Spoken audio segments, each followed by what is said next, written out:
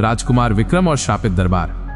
एक समय की बात है, मगध देश में एक ऐसा राज दरबार था जहां एक भयानक श्राप लगा हुआ था। दिन दहाड़े सूरज की रोशनी में भी दरबार में अंधेरा छाया रहता था, फूल मुरझा जाते थे और पक्षी गाना भूल गए थे। राजा इंद्रवीर बहुत दुखी थे। कई विद्वानों और तांत्रिकों ने इस श्राप को हटाने की कोशिश की, पर सब व्यर्थ। एक दिन एक ज्ञानी साधु दरबार में आए। उन्होंने बताया, महाराज, इस श्राप का निवारण केवल एक ही तरीके से हो सकता है। हिमालय के घने जंगलों में एक गुप्त स्थान पर एक अप्सरा रहती है जिसका नाम चंद्रिका है। यदि राजकुमार उसे दरबार में ला सकें तो श्राप टूट जाएगा। राजकुमार विक्रम, जो अपनी बहादुरी और बुद्धिमत्ता के लिए प्रसिद्ध थे, तुरंत तैयार हो गए।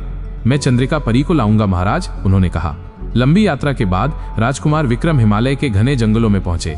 कई कठिनाइयों का सामना करने के बाद उन्हें चंद्रिका परी मिली। वो एक चमकते हुए कमल के फूल पर बैठी थी जिसके चारों ओर दिव्य प्रकाश था।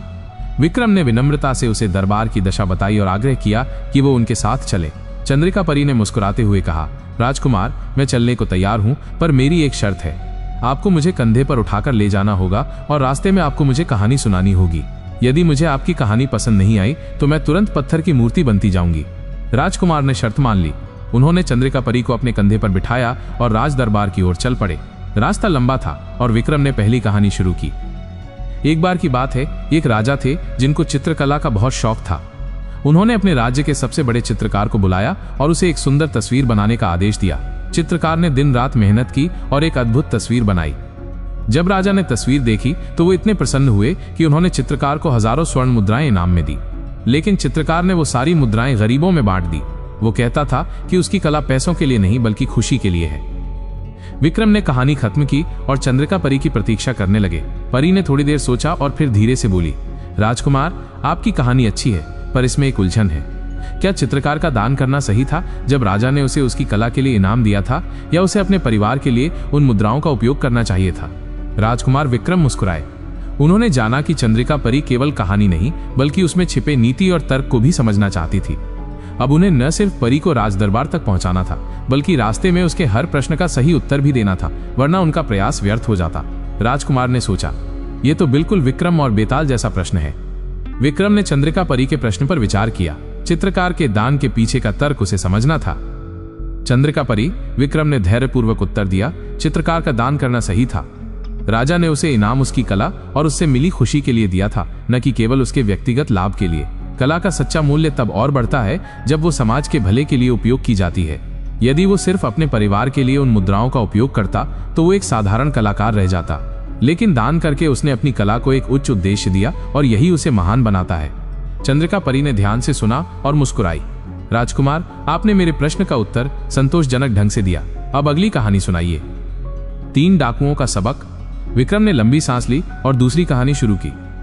एक बार की बात है, एक घने जंगल में 3 खूंखार डाकू रहते थे। पहला बलवंत, जो अपनी शारीरिक शक्ति के लिए जाना जाता था। दूसरा चतुर, जो अपनी तेज बुद्धि और चालबाजियों से सबको मात देता था। और तीसरा दयालु, जो अजीब बात है, डाकू होने के बावजूद कभी कभी दया दिखा देता था। वे तीनों मिलकर आसपास के गांव में लूटपाट करते थे। एक दिन उन्हें पता चला कि पास के गांव में एक बड़ा त्योहार हो रहा है और गांव वाले अपनी सारी जमा पूंजी मंदिर में दान करने वाले हैं। बलवंत ने कहा, यह हमारे लिए बेहतरीन मौका है, हम सब कुछ लूट लेंगे। चतुर ने एक चालाकी भरी योजना बनाई। उसने कहा, हम रात के अंधेरे में मंदिर में घुसेंगे जब सब सो रहे होंगे और चुपचाप सारा खजाना ले जाएंगे। रात हुई और तीनों डाकू मंदिर में घुस गए। जैसे ही वे खजाने के पास पहुंचे, दयालु की नजर एक कोने में पड़ी बीमार महिला पर पड़ी जो बुखार से कांप रही थी और उसके बच्चे रो रहे थे। उसने देखा कि गांव वालों ने उस महिला और बच्चों के लिए भी कुछ दान इकट्ठा किया था। दयालु का मन पसीज गया। उसने बलवंत और चतुर से कहा, हम इस महिला और बच्चों का हिस्सा नहीं लूटेंगे, यह पाप होगा। बलवंत और चतुर पहले तो गुस्सा हुए, लेकिन दयालु ने उन्हें समझाया कि अगर वे ऐसा करेंगे तो उन्हें कभी शांति नहीं मिलेगी। कुछ देर बहस के बाद दयालु ने एक हिस्सा उनके सामने से हटा दिया और बाकी खजाने को लूटने में उनकी मदद की। जब वे जंगल में वापस आए और लूट का माल बांट रहे थे तो अचानक बलवंत और चतुर को तेज बुखार आ गया। उनकी तबीयत इतनी बिगड़ गई कि वे हिल भी नहीं पा रहे थे। दयालु को समझ आ गया कि ये उनके लालच और पाप का नतीजा है। उसने अपनी बची हुई दयालुता दिखाई और गांव से कुछ जड़ी बूटियां लाकर उन्हें ठीक किया। जब वे ठीक हुए तो बलवंत और चतुर को अपनी गलती का एहसास हुआ। उन्होंने देखा कि दयालु सुरक्षित था क्योंकि उसने उस बीमार महिला का हिस्सा नहीं लूटा था। विक्रम ने कहानी समाप्त की और चंद्रिका परी की प्रतिक्रिया का इंतजार करने लगा। परी ने गहरी सांस ली और फिर सवाल किया, राजकुमार, आपकी कहानी में एक महत्वपूर्ण सवाल है।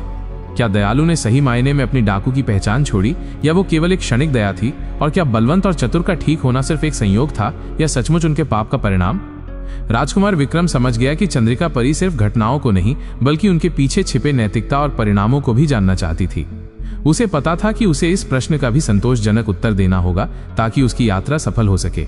विक्रम ने चंद्रिका परी के प्रश्न पर विचार किया, जिसमें दयालु डाकू की नीयत और अन्य डाकुओं के भाग्य पर सवाल था। चंद्रिका परी, विक्रम ने गंभीरता से उत्तर दिया, दयालु ने अपनी डाकू की पहचान पूरी तरह से नहीं छोड़ी थी, ये सच है, लेकिन उसकी वो क्षणिक दया ही थी जिसने उसे पाप के पूरे बोझ से बचा लिया। कभी कभी एक छोटा सा नेक काम भी बड़े परिणामों से बचा सकता है। बलवंत और चतुर का बीमार होना केवल संयोग नहीं था, बल्कि उनके बुरे कर्मों का सीधा परिणाम था। प्रकृति या अदृश्य शक्तियां कर्मों का हिसाब रखती हैं। दयालु का ठीक रहना भी इसी बात का प्रमाण था कि उसने उस क्षण में सही चुनाव किया। चंद्रिका परी ने ध्यान से सुना। इस बार उसके चेहरे पर एक अलग भाव था, माइनस जैसे कोई गहरी सोच में डूब गया हो।